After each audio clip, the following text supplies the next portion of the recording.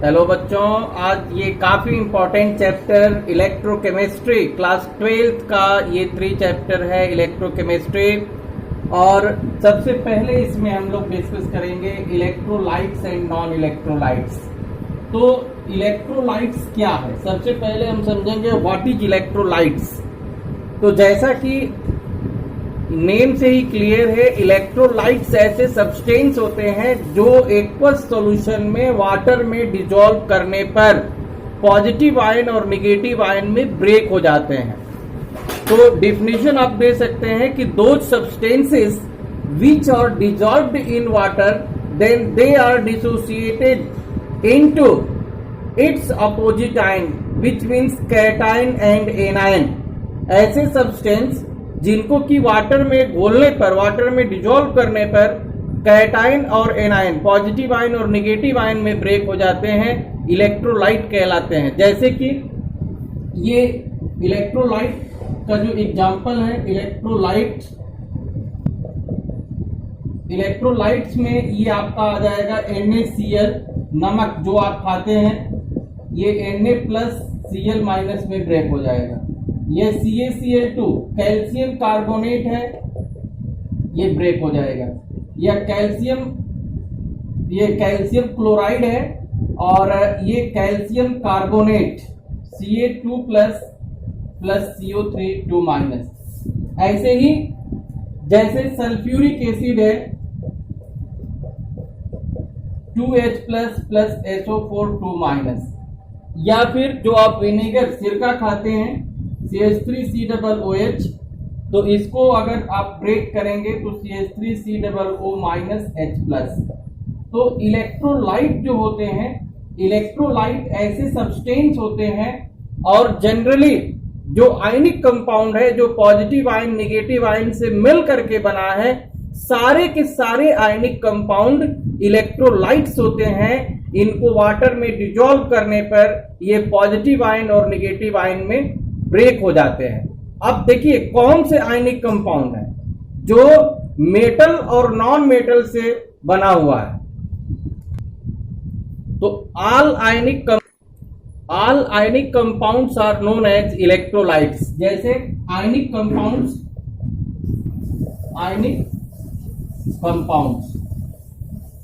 तो ionic compounds किससे बने होते हैं? Cation plus anion. अब कैटायन कौन होता है? ये मेटल आयन होते हैं, मेटल आयन, और ये नॉन मेटल आयन होते हैं। मतलब ये जो होता है कैटायन, ये पॉजिटिव आयन होता है, और जो एनायन होगा ये नेगेटिव आयन है। तो जो पॉजिटिव आयन और नेगेटिव आयन से मिलकर के बनते हैं वो ऑलरेडी इलेक्ट्रोलाइट्स होते हैं। इनको वाटर में डिसॉल्व करने पर ये पॉजिटिव आयन और नेगेटिव आयन में ब्रेक हो जाते हैं। इस तरह के जो सब्सटेंस होते हैं इनको हम क्या कहते हैं? ये इस तरह के जितने भी सब्सटेंस हैं जो कैटायन एनायन में ब्रेक हो जाते हैं, इलेक्ट्रोलाइट्स कहलाते हैं। अब बात आती है कि नॉन इलेक्ट्रोलाइट क्या है। तो जो नॉन इलेक्ट्रोलाइट सब्सटेंस होते हैं, नॉन इलेक्ट्रोलाइट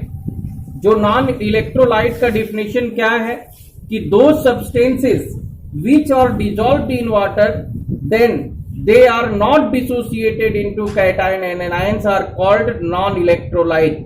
ऐसे सब्सटेंस जिनको वाटर में डिसॉल्व करने पर, घोलने पर पॉजिटिव आयन और नेगेटिव आयन में ब्रेक नहीं होता है, उसको नॉन इलेक्ट्रोलाइट कहते हैं। जैसे ये आपका यूरिया NH2CONH2, या ये दूसरा एग्जांपल हम ले सकते हैं ग्लूकोज C6H12O6, ये ग्लूकोज का फॉर्मूला है। या तीसरा एग्जांपल हम जैसे ले लिए सुक्रोज, केन शुगर जो होता है C12H22O11, या शुगर केन भी कहते हैं। ऐसे ही बहुत सारे जो एल्केन, एल्कीन, एल्काइन, हाइड्रोकार्बन आप कह सकते हैं, हाइड्रोकार्बन, हाइड्रोकार्बन्स में methane, ethane, propane, butane, pentane, ethylene, propylene, butylene, ethyne, propyne, butyne, जितने भी हाइड्रोकार्बन है, बेंजीन है, टॉल्यूइन है, मैक्सिमम इनऑर्गेनिक जो एरोमेटिक कंपाउंड्स हैं वो ऑलरेडी क्या है, नॉन इलेक्ट्रोलाइट है। जैसे यूरिया आप देखे हैं, ग्लूकोज देखे हैं, शुगर देखे हैं। तो ये जो सब्सटेंस होते हैं ये पॉजिटिव आयन नेगेटिव आयन से नहीं बने हैं, ये कोवैलेंट बॉन्ड से बना हुआ है। तो जो कोवैलेंट कंपाउंड होता है, जनरली कोवैलेंट कंपाउंड क्या होते हैं, नॉन इलेक्ट्रोलाइट होते हैं। इनको वाटर में डिजॉल्व करने पर ये पॉजिटिव आयन और नेगेटिव आयन में ब्रेक नहीं होते हैं। तो ये आप लोग समझ गए इलेक्ट्रोलाइट एंड नॉन इलेक्ट्रोलाइट। अब नेक्स्ट हेडिंग हम समझेंगे इलेक्ट्रोलिसिस। तो इलेक्ट्रोलिसिस क्या है? इलेक्ट्रोलिसिस ये जो प्रोसेस है जो इलेक्ट्रोलिटिक सेल में कराया जाता है। तो इलेक्ट्रोलिसिस को समझने के लिए आपको इलेक्ट्रोलिटिक सेल को समझना होगा। जैसे ये एक कंटेनर है और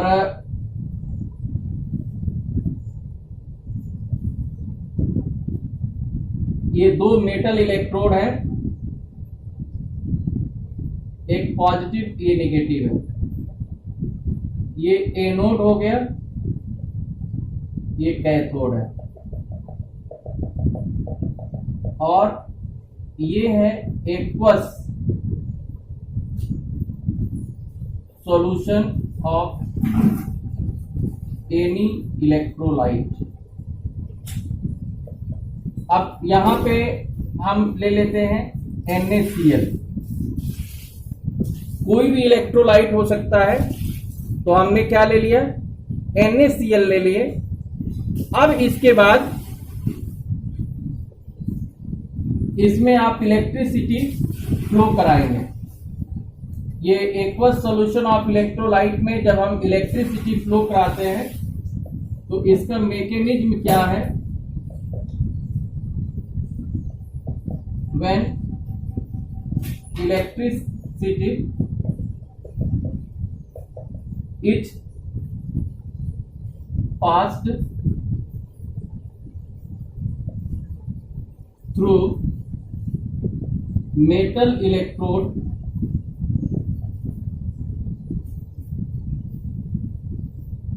in aqueous solution of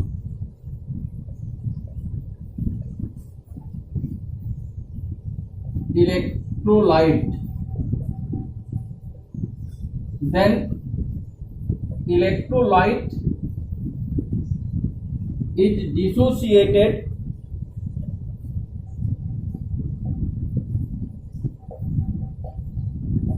into cations and anions. This process is known as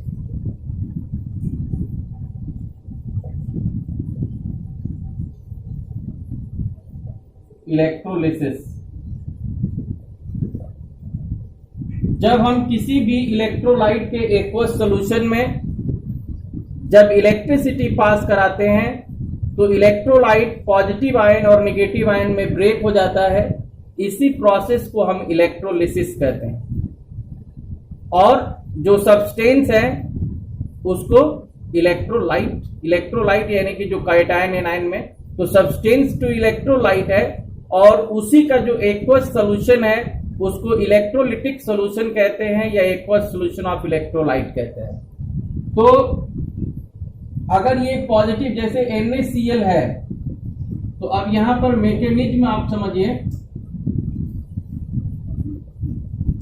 कि NaCl अगर ब्रेक होगा तो Na+Cl- बनेगा, और H2O ब्रेक होगा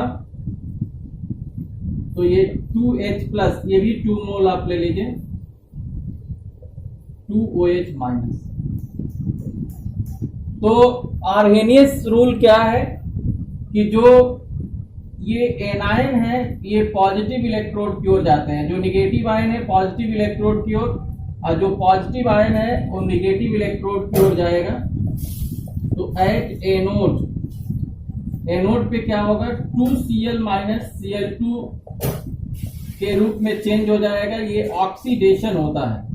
एनोड पे क्या होता है, oxidation.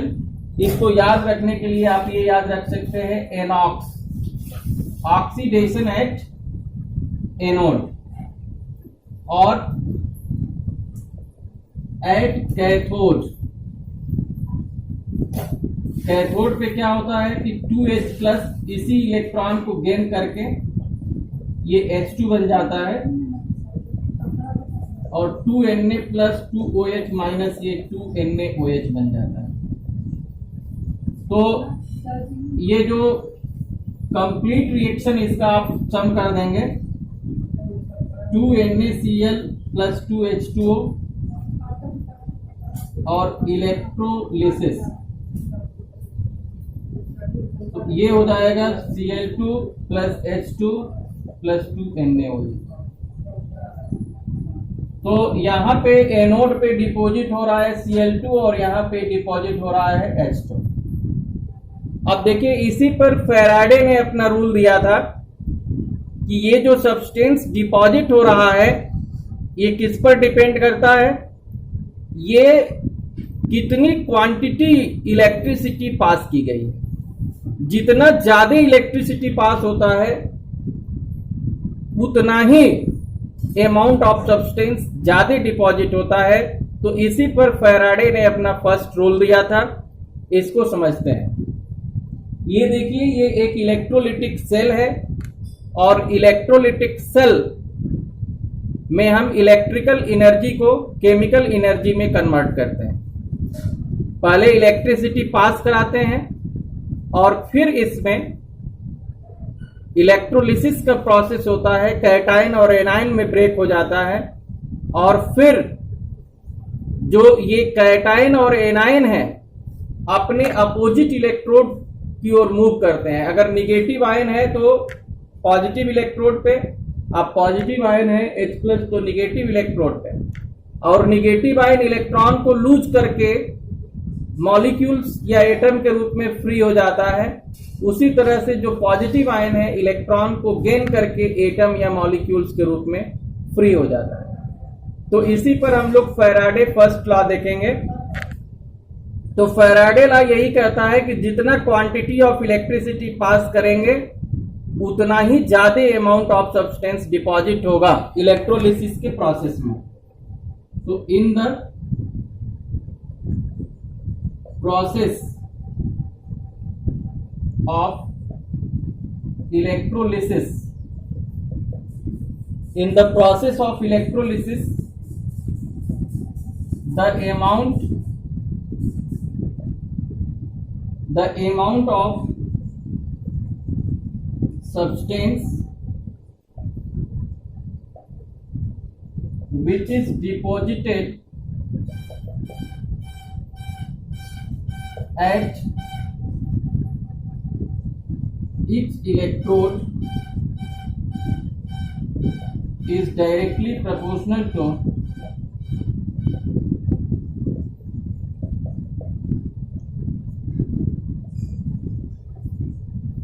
quantity of electricity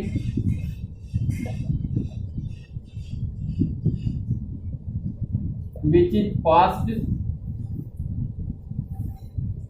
in electrolytic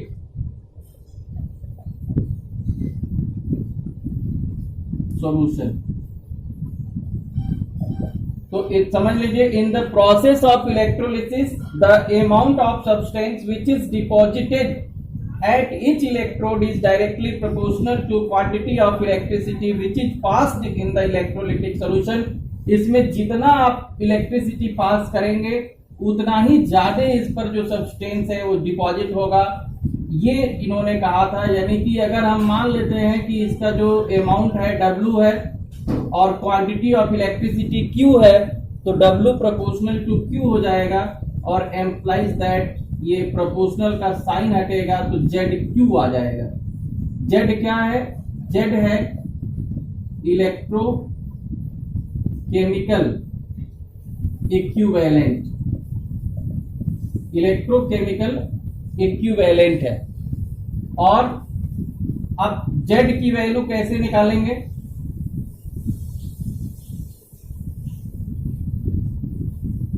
तो देखिए Q इज इक्वल टू होता है I इंटू टी। Q क्या है? Q चार्ज है और I करंट इन एम्पियर।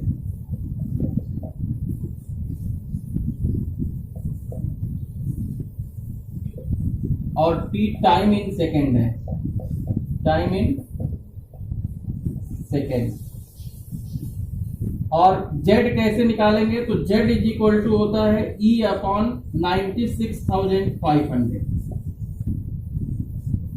तो E क्या है? E इक्विवेलेंट वेट, इक्विवेलेंट ये वेट है।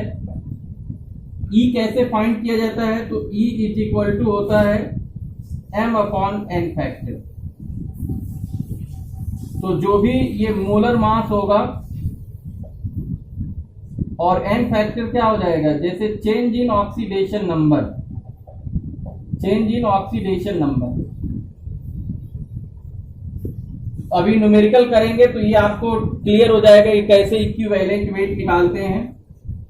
और 96,500 कूलॉम क्या होता है? ये चार्ज ऑफ 1 मोल इलेक्ट्रॉन्स होता है।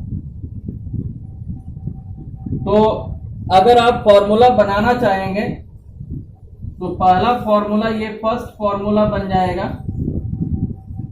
ये फर्स्ट फॉर्मूला बन जाएगा। ये W is equal to ZQ। Second बनेगा W is equal to Z into I into T।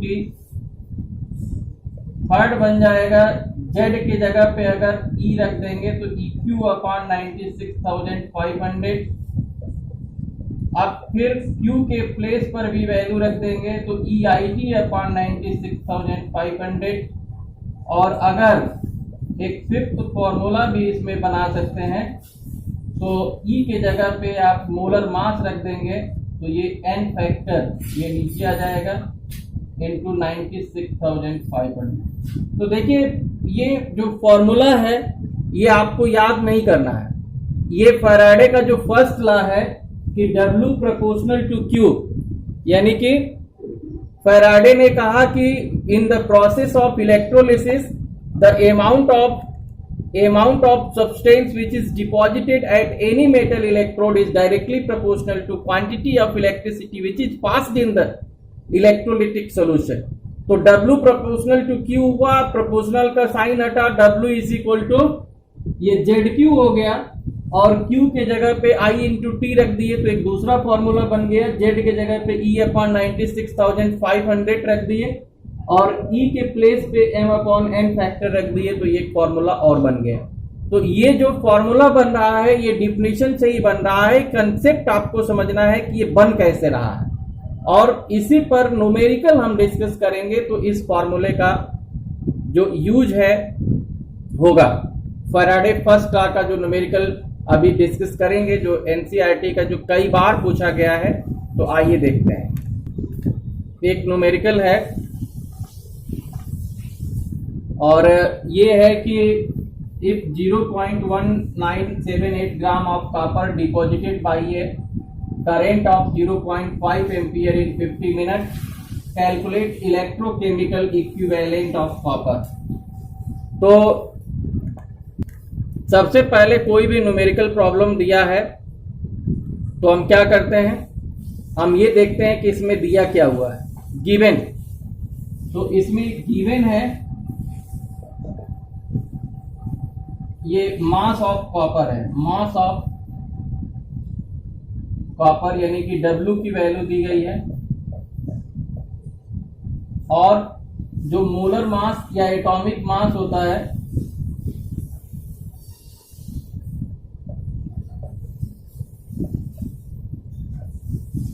Of copper तो ये हो जाएगा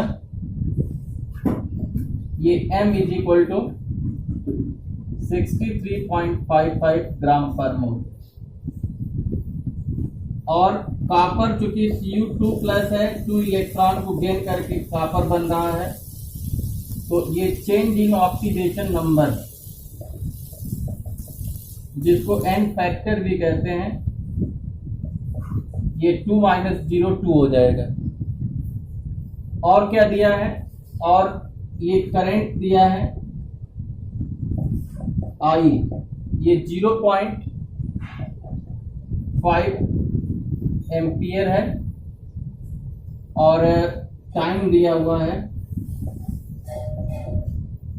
50 मिनट, और सेकेंड में ये चेंज कर देंगे तो 3000 ये सेकेंड हो जाएगा। और ई की वैल्यू इसमें निकालना है।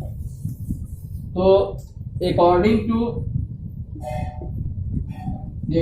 टू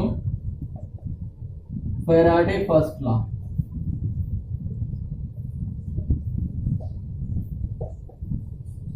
तो इसमें जो फैराडे फर्स्ट लॉ, जैसे W = और EIT अपॉन 96,500, तो E निकालना है तो ये क्रॉस मल्टीप्लाई हो जाएगा, और I × T ये नीचे आ जाएगा। और इसके बाद इसमें जब वैल्यू पुट कर देंगे तो W की वैल्यू 0.1978 है, 96,500, I 0.5 है, T 3000, तो 20 से 20 कैंसिल हो जाएगा, ये 15 आ जाएगा ये, और 15 से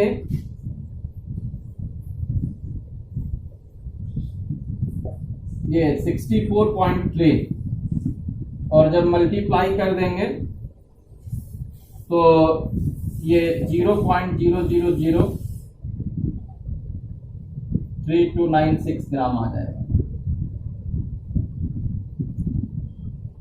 तो इस तरह से इस पर न्यूमेरिकल करेंगे। ये एक न्यूमेरिकल है एनसीईआरटी का, क्वेश्चन नंबर 15 है एक्सरसाइज का। ए सॉल्यूशन ऑफ निकल nitrate is electrolyzed between 2 Pt electrodes using a current of 5 ampere per 20 minutes. What mass of Ni deposited at electrode? तो देखिए इसमें क्या दिया है, ये करंट जो I की वैल्यू है ये दिया है 5 एम्पियर, और टाइम T की वैल्यू दी गई है ये 20 मिनट, और ये निकल नाइट्रेट है, तो इसमें W = हो जाएगा ZQ या EIT अपॉन 96,500, और E की जगह पे M/N फैक्टर रख देंगे इंटू 96,500। तो ये फॉर्मूला बनेगा, इसका यूज करेंगे। W निकालना है और MIT/N फैक्टर इंटू 96,500। तो जो निकिल है, निकिल का मोलर मास पुट कर देंगे, जो एटॉमिक मास है, करंट दिया हुआ है, टाइम भी दिया है, एन फैक्टर जो चार्ज है +2, तो ये निकल जाएगा। तो ये जो M होता है इसका एटॉमिक मास 58.7 ग्राम पर मोल है,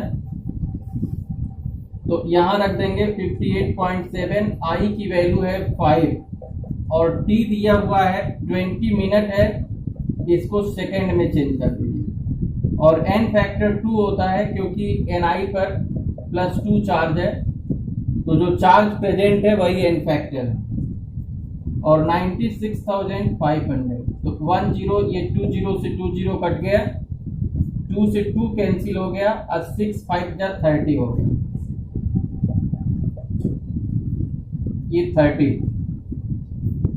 अब इसका मल्टीप्लाई कर देंगे तो ये मल्टीप्लाई करेंगे तो